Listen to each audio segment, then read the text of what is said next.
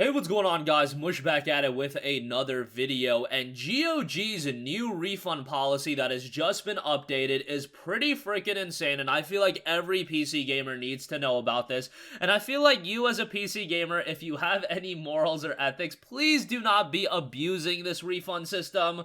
GOG is doing something really great for the consumer, but I do imagine some people are just going to end up trying to abuse this refund system, and then either they're going to pull it back, or as they even outline, they can limit the refunds from person to person. But we'll go over the entirety of the refund system. If you thought Steam's refund policy was very lenient, very lax, and it gave you opportunity to refund games you didn't like, man, GOG is going the extra mile, and this is what you do to win consumers over in trying a different platform. I think GOG is doing a lot of right in that regard, so we'll go over that. And then also I do want to go over some recently released Steam titles that maybe you don't want to pick up right away, but definitely games warranted to be added to your wish list. So we'll talk those real quickly after we talk the refund policy.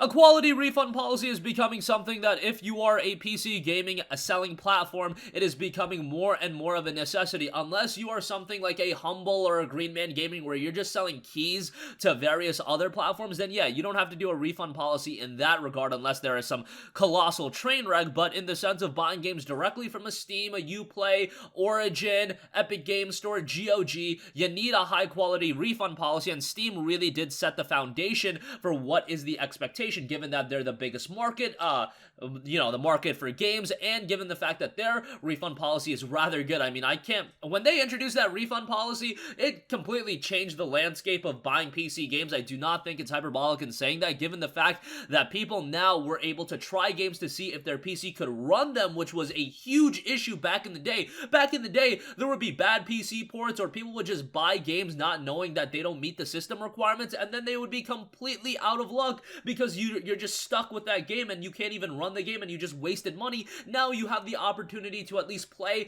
a little bit less than 2 hours of it. You have 2 weeks, 2-week window time to try the game, and then you can refund it and get your money back if you want.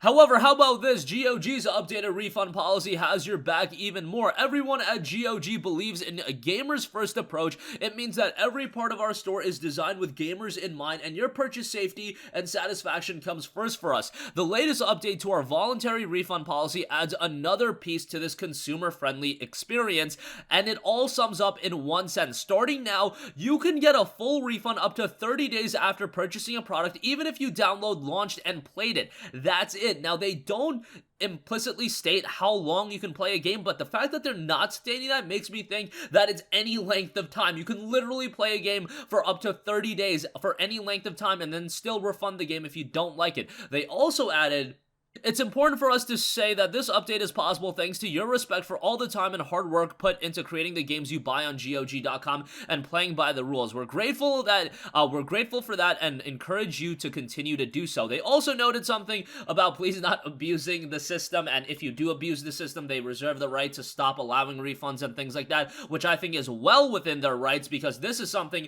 I see a lot of people just buying games that come out and then being like, alright, I'm done with this one, time to go refund it, because this is something that could easily be abused. I don't even know how GOG got the green light from the developers and publishers to allow something like this, because this does seem like some murky water. But honestly, at the end of the day, I think that if you offer gamers that idea of security, that, okay, even if you don't like the game, we'll offer you a full refund, I think more so than them actually refunding the game, I think because you're offering them that security, it's a roundabout way of them actually buying the game. It's that whole thing with piracy as well. I don't think DRM is preventing people from pirating a game. I think it's preventing people from actually buying a game, and I think in this case, it's encouraging people to buy a game, and I don't think that everyone is really gonna utilize that refund policy. I think gamers are just gonna appreciate that they have the ability to utilize something like this, and it gives them that ultimate layer of security. I really think that's how psychologically something like this works. Now, I don't have any evidence. I haven't done these mass studies of PC gamers. I can't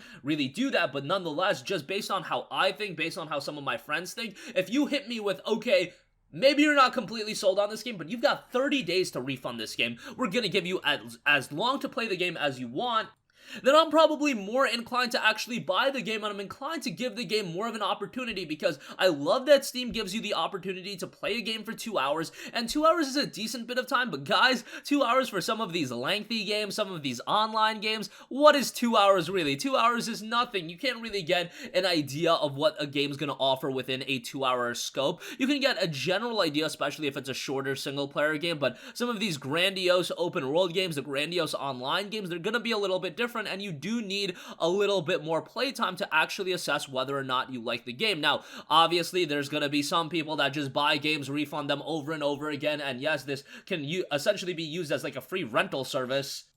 But I don't think that's going to be the majority of people. I think there's going to be a couple of bad apples here and there, and I'm sure that GOG is going to be like, after the 84th, refund, they're going to be like, alright bro, what are you doing? Come on. Are you really going to refund Witcher 3 again? You beat the game, then you bought it 2 months later, then you beat it again, and now you're refunding it again? Come on now. But GOG and CD Projekt Red having a crazy evaluation right now, I can see why they're able to take risks like this, and they've always been one of those publishers and developers that I feel like they're accentuated by the fact that they're consumer friendly. The fact that they're consumer friendly has kind of been their gimmick. It's kind of sad that I have to say it's a gimmick, but that's where we're at gaming, where a lot of publishers and developers don't go the consumer friendly route. Although I do think the tide has been shifting over the last few years. I think a lot of developers and publishers are seeing the benefit of actually doing things the right way and catering towards the consumer, and not trying to nickel and dime them for everything, not trying to implement a ton of microtransactions. Not every game is like that, but I think CD Projekt Red has been at the forefront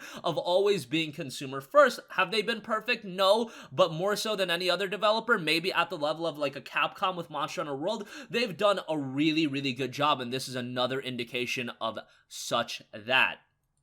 Of them doing a really good job of having the players back. So I think this is a great sign. Really want to see how this is implemented in 6 months, 9 months. Are we still going to have this, or is this something that's going to be looked back upon? Okay, we tried something really unique. We tried something really great for the consumer, but people did try to abuse it. Whatever the case may be, it's a really good sign for things to come. Alright, quickly, I do want to cover some games that have been launched on Steam over the last few days. Actually, all 3 of those games literally launched in the last 24 hours. So first, we have Warlander. This just came out today, and it doesn't have a big reception right now. There's literally 1 Steam user review. There's actually 2, and both of them are positive, so that's a good sign. Warlander looks to be some sort of Souls-like title. Wreck your path of vengeance in the procedurally generated dark fantasy world with a unique take on stamina-based combat, battle in arenas with interactive environment where every run will be one of a kind, experience a variety of abilities and power-ups along with permadeath, slice, die, repeat. So just that idea of slice, die, repeat makes me instantly think of a Souls game. It notes a unique combat system featuring skill-based fights with precise targeting and real-time mesh slicing, procedurally generated map where every playthrough is different and every step on the path is unique. Interactive environment is a battlefield and a weapon. Be observant, think on your feet, and use the surroundings to crush your enemies. Path to vengeance is difficult as the game becomes increasingly harder as you progress through the world, and your skills will be put to the limit. Life has no reruns, so act like it. Permadeath is real, and even though the old god resurrects you if you die, you start from the beginning, and a skill tree progression is tied with the game world. Cut your enemies into offerings and sacrifice them to obtain access to different combat powers. Game released at $14.99, a special promotion price at $13.49. Maybe not a game you want to pick up right away, wait for a couple reviews to be posted, but definitely one that I think a lot of you guys will dig at some point, especially at a more budget price point, and one to add to your wish list. Alright, next up, here's something that I'm really excited for, the Mega Man 0 and ZX Legacy Collection. So this includes Mega Man 0, 1, 2, 3, 4, as well as Mega Man ZX and ZX Advent, all in one collection for $30. Yes, you can make the argument 0, 1 through 4 are all playable through a Game Boy emulator. ZX Advent are Nintendo DS games. Is this a really good emulation collection? Maybe you can make the argument that it isn't. It actually has a mixed reception on Steam right now. You can reconfigure the buttons within the individual games. That seems to be one of the major complaints, and so far from what I've heard, I haven't had a chance to check it out myself, but the port is pretty good. Mega Man is kind of in the news these days, and I'm happy to see more Mega Man being put out by Capcom. Hopefully, this opens the door to a brand new Mega Man game at some point, but excited to see that come out on Steam as well. Now on Steam, we've got Mega Man X Collection 2, Mega Man Legacy Collection with the anniversary games 1 through 8, we've got Mega Man 11, and now we have Mega Man 0 and ZX. Give me that Mega Man Battle Network, give me that Mega Man X Command Mission, give me some new Mega Man games, and we'll be rolling as far as Mega Man on PC goes. And lastly, I do want to note this one game that has been getting a little bit of attention, and that is Broken Lines. This is a game that has instantly captivated me.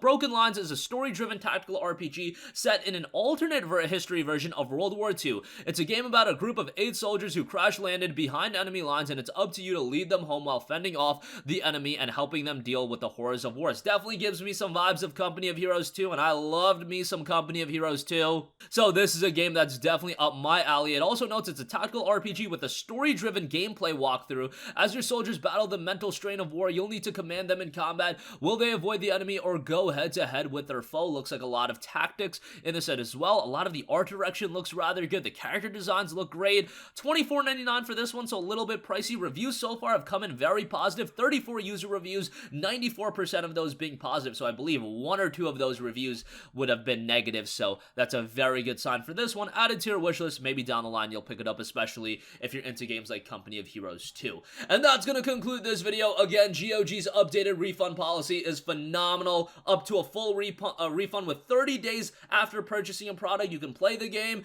download, launch, whatever. Just don't abuse it, and I think we'll be good to go, and I do think this is a good thing, good sign of things to come. Hopefully Steam adopts something similar, and hopefully this just raises the bar for other platforms to do even better with their refund policy. And again, a lot of new Steam games, nothing super notable, but Warlander, Mega Man Zero ZX Legacy Collection, and Broken Lines all look pretty good. That's going to conclude this video. If you guys have a request for a future video, you can leave that in the comment section down below, and I will catch you guys in the next one. Peace out. Hey, what's going on, guys? Mush here again. Hope you enjoyed the video. As you guys might know, YouTube's notification system is sometimes a little bit wonky, even if you're subscribed to the channel. Maybe you're not abundantly aware that I uploaded a video. To remedy that situation, make sure you hit the bell notification button. This way, whenever I upload a new video, and I try to upload as consistently as possible, you will be notified directly of the upload, and you can watch it as soon as it goes live. I would really appreciate if you guys hit that button so you can stay up to date with all of the content I'm posting. But as always, guys, thanks for watching, and I'll catch you guys in the next one. Peace out.